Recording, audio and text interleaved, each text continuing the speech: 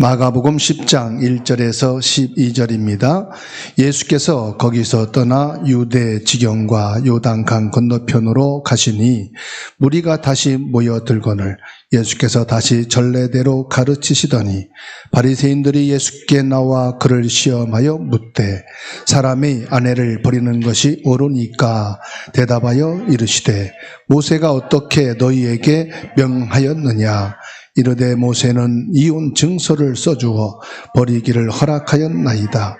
예수께서 그들에게 이르시되 너희 마음이 완악함으로 말미암아 이 명령을 기록하였거니와 창조 때로부터 사람을 남자와 여자로 지으셨으니 이러므로 사람이 그 부모를 떠나서 그들이 한 몸이 될지니라. 이러한즉 이제 둘이 아니요 한 몸이니 그러므로 하나님이 짝지어 주신 것을 사람이 나누지 못할지니라 하시더라. 집에서 제자들이 다시 이 일을 물으니 이르시되 누구든지 그 아내를 버리고 다른 데 장가되는 자는 본처에게 간음을 행하며 또 아내가 남편을 버리고 다른 데로 시집가면 간음을 행함이니라. 아멘. 오늘 결혼식에 오신 여러분들을 주의 이름으로 환영합니다. 저는 오늘 이 자리에 주례자로 섰습니다. 옆에 분하고 인사합시다. 나의 결혼식에 온 것을 감사합니다. 이사야 54장 5절 말씀을 찾아서 같이 읽습니다. 이사야 54장 5절입니다. 다 찾아서 같이 읽겠습니다. 읽습니다. 이는 너를 지으신 이가 내 남편이시라. 그의 이름은 만군의 여호와이시며. 하나님께서 태초에 천지를 창조하실 때 창세기 1장 27절에 하나님의 형상으로 우리 인간을 지으셨습니다. 그리고 하나님이 아담이 독처하는 것을 보시고 그 옆구리에 갈비뼈를 취하여 여자를 만드시고 아담에게 보내시면서 한 가정을 이루게 하셨어요. 하나님이 창조하시고 하나님이 주신 것은 하나님의 큰 비밀이 있습니다. 그 비밀이 뭐냐? 하나님과의 관계를 말하는 거고요. 천국에 대한 모형을 이 땅에 하나님이 주신 거예요.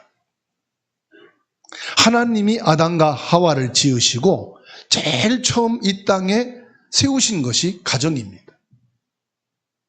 이 가정은 뭘 말합니까? 에덴 동산을 말합니다. 그리고 이후에 우리가 참여할 그리스도 예수님과 함께 어린 양 혼인잔치에 참여할 천국을 예표하고 있는 겁니다. 하나님의 형상으로 지음받아서 하나님과 영원히 함께 살도록 지음받은 우리 인간에게 유혹이 들어옵니다. 너는 너를 지으신 너의 남편인 하나님과 사는 것보다는 내 말을 듣고 나와 함께 사는 것이 너에게 유익이라.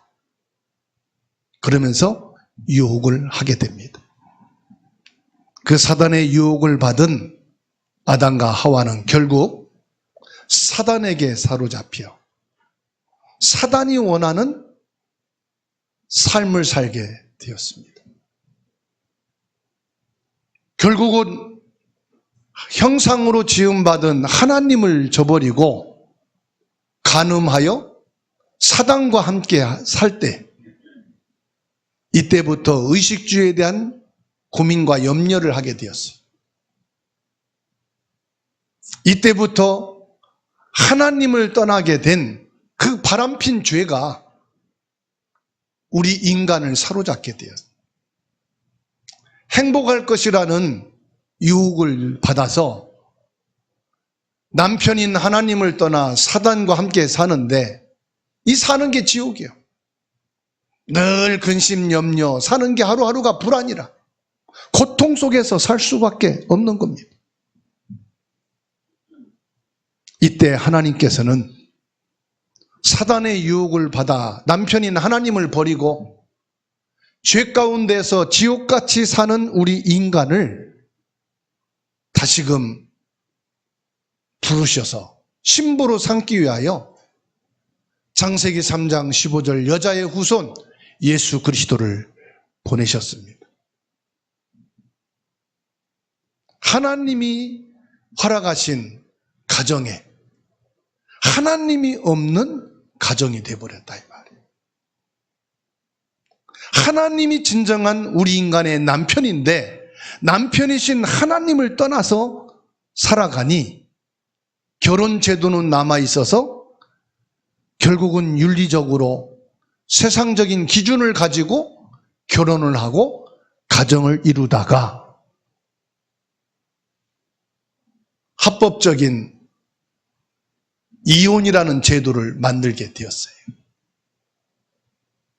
예수님께 바리새인들이 와서 묻습니다. 사람이 이혼한 것이 옳습니까? 이때 예수님께서 말씀합니다. 모세는 이혼에 대해서 뭐라고 기록하였느냐? 바리새인들이 말하기를 모세는 합당한 사유가 있으면 이혼 증서를 내어주고 이혼하라고 했습니다. 이게 종교적인 이혼의 합법화예요. 세상적이고 윤리적으로 유책 사유가 있으면 이혼해도 가능하다. 그래서 요즘에는 이혼이 부끄러운 게 아니고 나쁜 게 아니다. 그래서 돌싱이라고 사람들이 이름을 붙여서 이혼은 부끄러운 것도 아니고 이혼은 합법적으로 그럴 수밖에 없는 사유가 있기 때문에 한 것이니 이해한다라고 하는 문화가 정착되고 있습니다. 그런데 예수님께서는 바리새인들이 예수님을 시험하여 넘어뜨리고자 이혼에 대한 부분을 모세의 이혼 증서를 가지고 나올 때 6절에서 정확한 답을 주고 있습니다. 6절을 같이 읽습니다. 창조 때로부터 사람을 남자와 여자로 지으셨으니 하나님이 창조하실 때에 처음부터 남자와 여자를 지으셨다라고 말씀을 하셨어요. 이것은 뭘 말씀합니까? 장차 참 신랑으로 오실 예수 그리스도와 그의 신분인 교회와 성도의 연합을 미리 보여주는 거룩한 예표라고 말씀드릴 수가 있습니다. 예수님과 교회인 성도는 한 부부요, 한 몸이요, 십자가의 사랑으로 묶여진 남편과 아내다 이렇게 말씀하고 있어요. 우리가 교회를 다니고 예수 믿는다 그런 차원을 넘어서 예수님은 뭐요? 나의 신랑이다. 나는 예수님의 신부라. 이 영적인 비밀을 결혼을 통해서 말씀하고 계시는 겁니다. 그러면서 예수님께서 뭐라고 말씀합니까? 왜 하나님께서는 모세를 통해서 이혼 증서를 주게 되었는지 말씀하고 있어요. 5절에 뭐라고 말씀합니까? 예수께서 그들에게 이르시되 너희 마음이 완악함으로 말미암아 이 명령을 기록하였느니라. 완악하단 말은 죄로 완악한 마음을 말씀하고 있는 겁니다.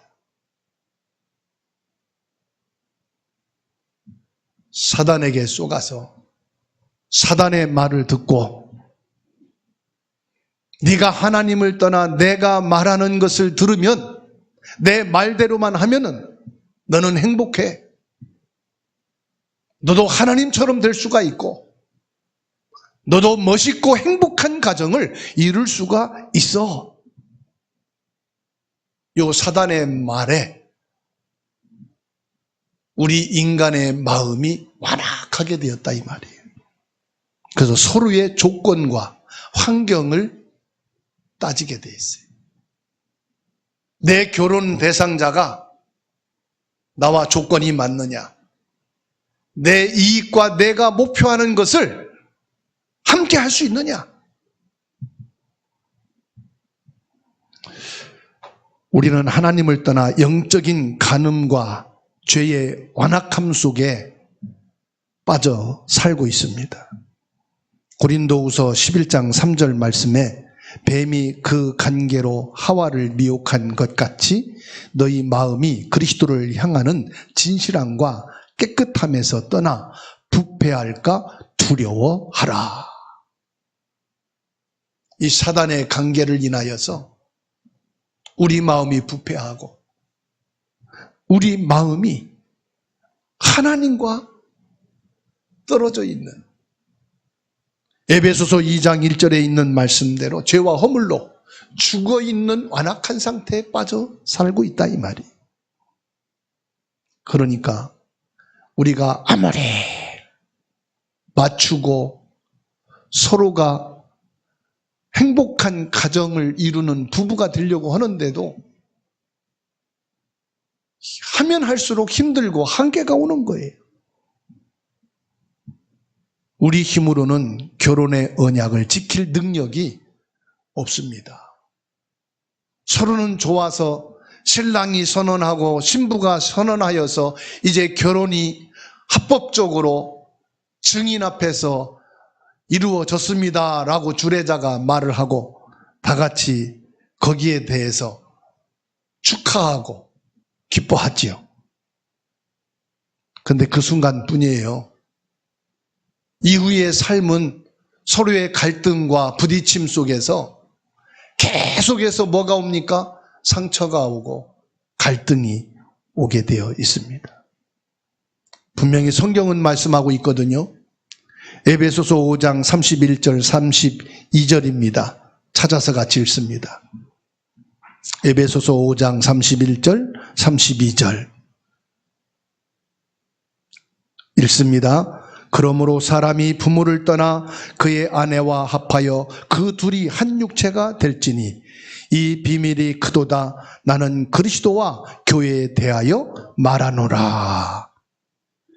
여러분들이 남녀 간에 사랑하여서 결혼을 이루고 한 가정을 이룬 것으로 끝나는 게 아니라 이 속에는 뭐가 있다고요? 그리스도와 교회에 대한 비밀이 들어가 있다 이 말이에요. 단순하게 너와 내가 결혼해서 함께 가정을 이루고 자녀를 낳고 행복하게 살자는 그런 세상적인 윤리적인 법적인 제도만이 아니라 이 속에는 그리스도와 하나님의 신부인 성도인 우리와의 관계를 지금 밝히고 있는 겁니다. 그러면서 예수님이 뭐라고 말씀하십니까? 7절부터 8절입니다. 이러므로 사람이 그 부모를 떠나서 그 둘이 한 몸이 될지니라. 이러한즉 이제 둘이 아니요 한 몸이니. 그러므로 하나님이 짝지어 주신 것을 사람이 나누지 못할지니라 하시더니. 하나님이 짝지어 주신 결혼은 창조의 본질이요 하나님의 형상으로 지음 받은 언약이기 때문에 이것은 사람이 나눌 수가 없다. 그런데 합법적인 유책사유에 의해서 우리는 결혼하게 됐다. 나는 상처뿐이고 너무나도 힘든 결혼 생활이었기 때문에 차라리 이혼하는 것이 나에게는 자유요 행복이요 치유다. 이렇게 말을 하죠. 여러분, 신랑과 신부의 본질이 뭐냐? 남자가 부모를 떠나 아내와 합하여 한 몸이 될지라. 이 말씀은요, 빌립보서 2장 8절에서 답을 주고 있어요. 사람의 모양으로 나타나사 자기를 낮추시고 죽기까지 복종하셨으니 곧 십자가에 죽으심이라. 예수님께서 하늘 보좌를 떠나서 이 땅에 오셔서 자기 생명을 주심으로 나와 연합하여 그리스도의 사랑의 신부로 맞이하셨다 이 말이에요. 하나님의 자리를 버리고 남자가 그 부모를 떠나 여자가 그 부모를 떠나 함께 결혼하여 한 가정을 이루는 한 몸이 되었다. 이 말씀의 성취는 뭐냐? 예수님이 보좌를 떠나 하나님이 되심을 떠나버리고 이 땅에 죄인의 몸으로 오셔서 나를 정결한 신부로 맞아 주시기 위하여 십자가에서 피를 흘려 죽으심으로 하나님을 떠난 죄인 된 나, 사단을 섬기고 사단을 내 남편으로 믿고 살아오면서 지옥 같은 인생을 살아오는 나를 십자가의 피로 정결하게 하셔서 나를 다시금 간음하여 범죄한 나를 신부로 맞이해 주셨다는 사실이에요. 그렇습니다, 여러분. 예수님께서는 이혼에 대해서 뭐라고 말씀합니까? 하나님이 짝지어 주신 것을 사람이 나눌 수 없다. 하나님이 나를 택하시고 십자가의 피로 내 죄를 사해 주시고 사단을 꺾으시고 나를 신부로 맞이해 주신 것을 사람의 법이나 사람의 윤리를 가지고 해결할 수가 없다, 이 말이에요. 저 사람은 윤리적으로 문제야. 세상적으로 저 사람은 심각한 문제가 있어. 그래서 저 사람은 교회 다니고 예수 믿는 것까지도 아니야 라고 할지라도 예수 그리스도의 십자가의 피로 사해 주시고 우리의 모든 죄를 용서해 주시고 신부로 받아주신 이상은 누구도 말할 수가 없다, 이 말. 뉴스 기사를 보니까 아내가 집을 나가서 다른 남자와 2년 동안을 동거 생활을, 두 아이를 낳고 말이에요. 그런데 이 남편은 그 모든 사실을 다 알아요. 아내는 나는 더 이상 이 남자랑 살 수가 없다. 이혼을 신청했는데 이 남자는 다 용서해 주겠다. 다른 남자하고 동거하고 생활하는 거 다 아는데 다 용서해 주겠다. 들어와서 같이 살기만 해라. 모든 사람들이 그 남자를 향해서 바보. 다른 남자가 있고 다른 남자와 동거 생활한 거를 알면서도 아내를 사랑하냐고. 난 사랑한다고. 그러니까 모든 사람이 남자를 향해서 바보, 멍충이라고 썼거든요. 그런데 그 사랑도 언젠간 깨져요. 언제 깨집니까? 죽음이라는 데서는 다 깨지게 돼 있어요. 헤어지기 싫어도 헤어질 수밖에 없는 것이 우리 인생은 모든 사람이 죽기 때문에 끊어질 수밖에 없지요. 그런데 하나님께서 예수 그리스도의 십자가의 사랑으로 나의 모든 유책 사유가 되어진 죄를 사해 주시고 신부로 맞이해 주신 이 결혼은 영원한 결혼이라. 사람이 이것을 끊을 수가 없다고 말씀하고 계셔요. 로마서 7장 2절에 남편 있는 여인이 그 남편 생전에는 법으로 그에게 매인바 되나 만일 그 남편이 죽으면 남편의 법에서 벗어나느니라. 이 말씀이 무슨 말씀일까? 이해가 안 되는 거예요. 이 말씀을 묵상하다가 그렇지. 남편은 아내가 죽을 때 재혼해도 이게 간음이 아니에요. 아내도 남편이 죽으면은 남편의 법에서 벗어나기 때문에 재혼해도 간음이 아니에요. 무슨 말씀이냐? 우리의 남편인 하나님은 죽는 법이 없다, 이 말이에요. 하나님은 절대로 죽지 않습니다. 영원하신 하나님이시다, 이 말이에요. 그러니 너희들은 하나님을 떠날 마음 갖지 말아라. 나는 처음부터 영원까지 너의 남편으로 내가 내 형상을 따라 너희를 지었으니 너희는 마귀가 어떤 시험을 하고 어떤 세상 것으로 유혹을 하고 너를 넘어지게 할지라도 속지 말아라. 너의 남편은 영원하신 하나님이시다. 그거를 말씀하고 있는 거더라고요. 우리의 신랑 되신 예수님은 절대로 죽지 않으십니다. 그래서 예수님은 우리의 영원한 신랑이 되십니다.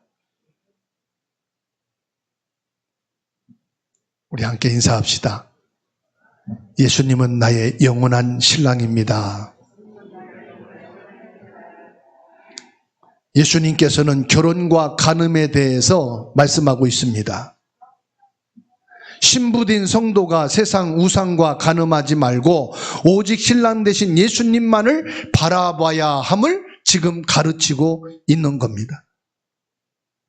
우리는 연약하여서 매일 몇 시 몇 초마다 넘어집니다.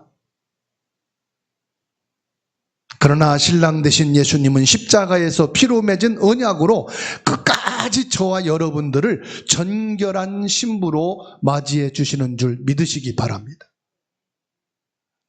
로마서 13장 9절 10절 말씀에 보면은 간음하지 말라, 살인하지 말라, 도둑질하지 말라, 탐내지 말라 한 것과 같이 그 외에 다른 계명이 있을지라도 내 이웃을 내 자신과 같이 사랑하라 하신 그 말씀 가운데 다 들었느니라. 사랑은 이웃에게 악을 행하지 아니하나니 그러므로 사랑은 율법의 완성이니라.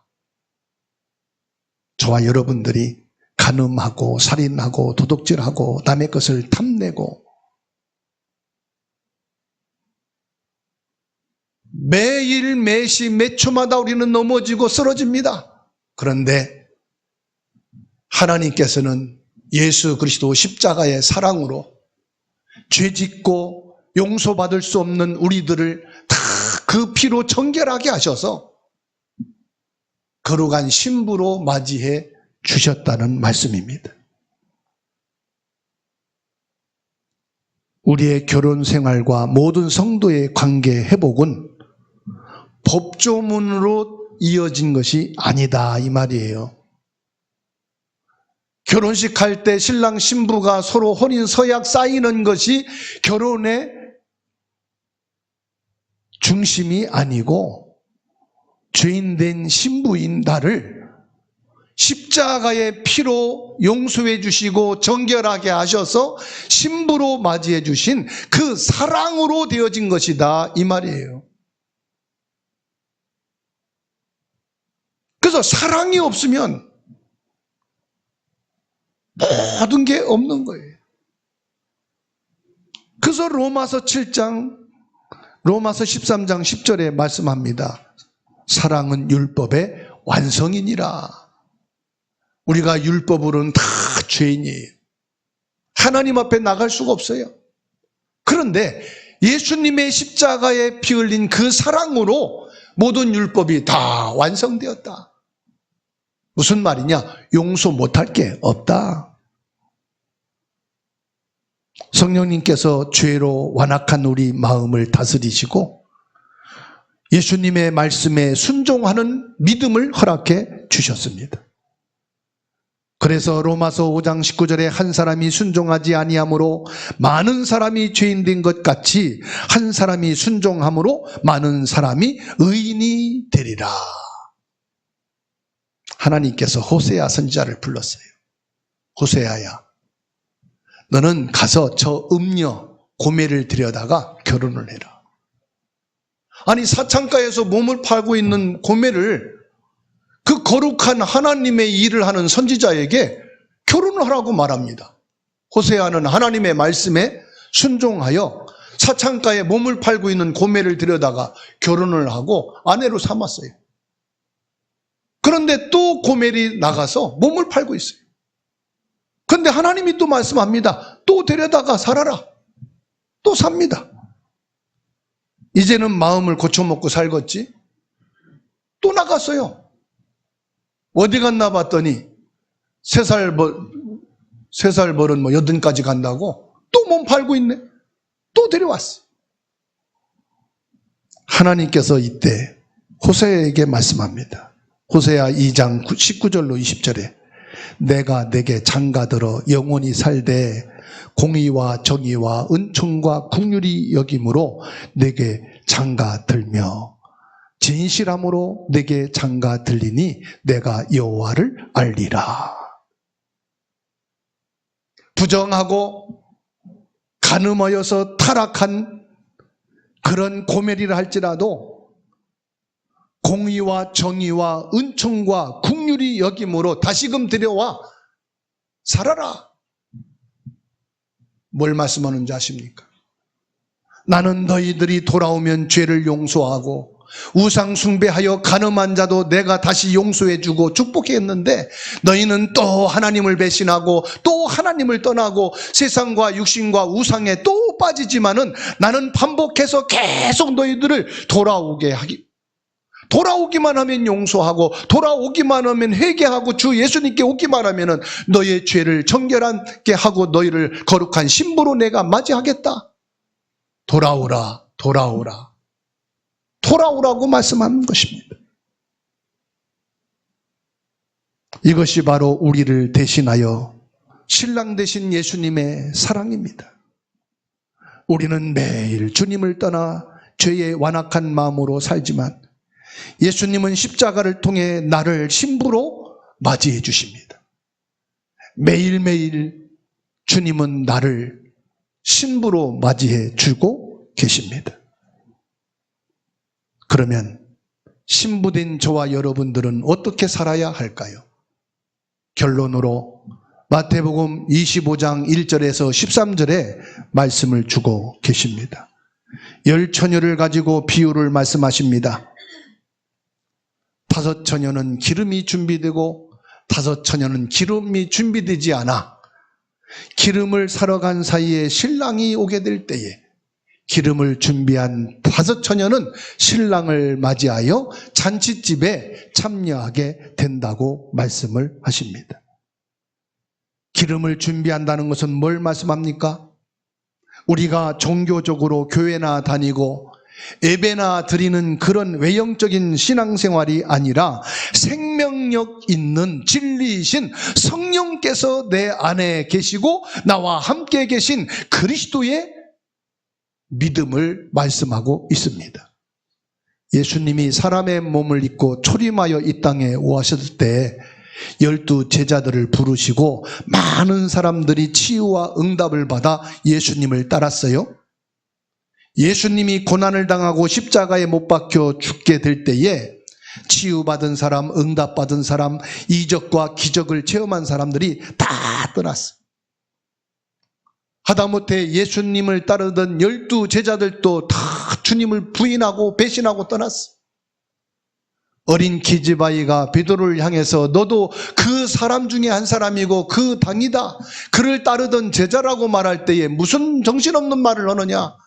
나는 그 사람을 알지도 못하고 보지도 못한다. 다 떠났어요. 왜 그렇습니까? 육으로 이 땅에 오신 그리스도 예수님은 만났던 사람들은 믿음을 고백하고 신앙 고백까지 했지만 다 떠났어요. 왜요? 그 안에 그리스도 생명의 진리이신 성령께서 임재하지 않았기 때문에. 예수님이 부활하시고 난 이후에 부활의 그리스도를 다시금 만난 제자들은 어떤 환경의 핍박과 환난과 응답과 축복 속에도 굴하지 않고 죽음의 길을 기쁨으로 가고 행복으로 갔다는 사실이에요. 그렇습니다. 육신으로 만난 제자들과 사람들은 예수님을 부인하고 떠났지만 부활하신 그리스도의 생명을 만난 바울은 처음부터 끝까지 오직 그리스도만을 증거하고 그리스도만을 높이고 예수 생명을 증거하는 일에 성령에 붙잡혀서 성령의 인도받는 한 생을 살았다는 사실이에요. 저와 여러분들이 진리이신 성령 그리스도가 내 안에 임재하시고 나와 함께 계시는 사람은 어떤 환경과 문제 앞에서도 흔들리지 않는 그리스도의 신부로 살아가는 줄 믿으시기 바랍니다. 그뿐만 아니라 깨어 있으라고 말씀했습니다. 깨어 있으란 말은 무슨 말이냐? 잠들지 않고 준비되는 것을 말합니다. 잠들지 않고 준비된다는 것이 뭘 말합니까? 우리의 영적인 상태를 말하는 것입니다. 영적으로 게으르고 나태한 자가 되지 말고 깨어 있으라. 하나님의 말씀에 깨어 있으라 이 말씀이에요. 기도로 깨어 있으라 이 말입니다. 저와 여러분들은 기도하는 파수꾼이에요. 이스라엘 백성들이 여호와 하나님을 등지고 우상과 미신으로 간음하여 블레셋에 완전히 장악되고 고통 속에 있습니다. 문제는 블레셋이 아닙니다. 이스라엘이 문제입니다. 하나님 앞에 지금 간음하고 있는 겁니다.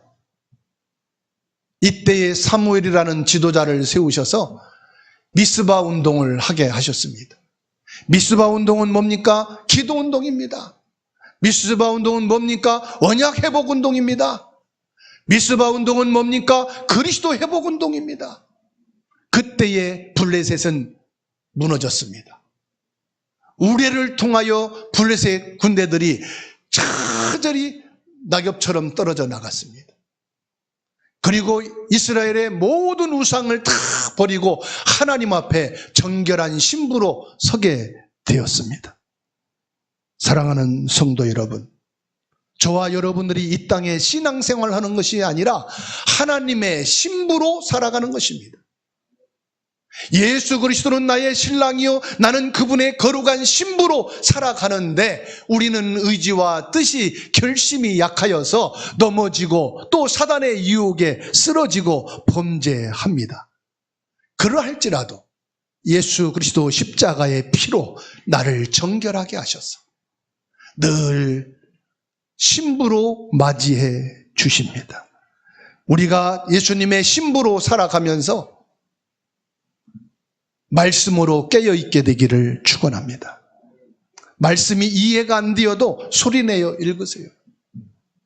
말씀이 믿어지지 않아도 읽은 분들은 알 겁니다. 무슨 내용인지도 모르고 어렵고 힘들 겁니다. 근데 읽고 나면은요, 믿어지는 부분이 있어요. 읽고 난 다음에는 아, 이런 뜻이었네? 마음에 확신이 드는 부분이 있어요. 반복해서 읽는 중에 어떤 일이 일어나느냐? 내게 가장 고질적인 문제들이 끊어지기 시작하고요. 병든 부분들이 낫기 시작하고요. 어떤 사람들은 가정에 화목이 일어나게 되어지고요. 어떤 사람들은 경제 응답이 오기도 하고요. 여러분들에게 있는 문제와 갈등과 가장 힘든 부분들이 변화되어지는 것을 보게 됩니다. 문제는 그게 아니에요. 내가 말씀 안에 깨어있는 자가 되어 있다는 사실이에요. 내가 주님을 바라보고 있는 사람이 되어졌다는 사실이에요. 내가 그리스도의 신부로 살아가는 것이 아, 이렇게 기쁘고 이렇게 행복하고 이렇게 감사한 일이구나 확인이 되게 될 겁니다. 예수님이 나를 신부 삼기 위해 하나님의 본체와 보좌를 떠나 이 땅에 오신 사랑을 오늘 깊이 묵상하는 시간 되시기 바랍니다. 오늘 나의 권리를 주장하기보다는 예수님의 죄인인 나를 받아주신 것처럼 먼저 내가 용서와 화해의 손길을 내밀고 용서하고 수용할 수 있는 그리스도의 사랑이 넘치게 되기를 축원합니다. 로마서 8장 39절을 읽고 말씀을 마치겠습니다. 로마서 8장 39절입니다. 함께 읽습니다. 높음이나 깊음이나 다른 어떤 피조물이라도 우리를 우리 주 그리스도 예수 안에 있는 하나님의 사랑에서 끊을 수 없으리라. 아멘.